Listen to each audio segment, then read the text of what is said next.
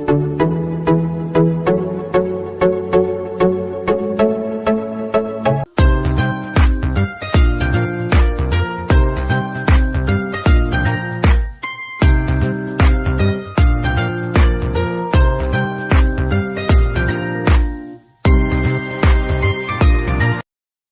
Guys, ఎలా ఉన్నారు? అందరూ బాగున్నారా? నేను మీ అక్షయ ఫార్మ్స్ 77 ఫ్రెండ్స్.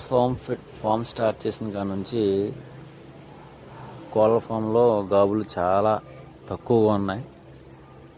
ఇప్పుడు పెట్టి నేను దరిదాపుగా ఒక 7 months అవుతుంది. కోళ్ళ గాబులు అస్సలు లేవు.